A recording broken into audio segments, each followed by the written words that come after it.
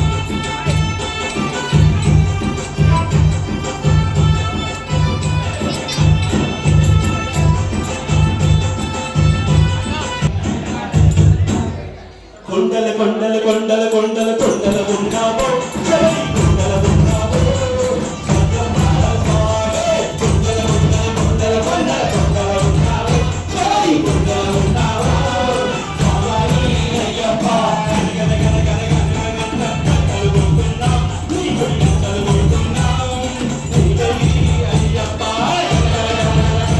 గన గొంతున్నా నీ గొంతులు గొంతున్నా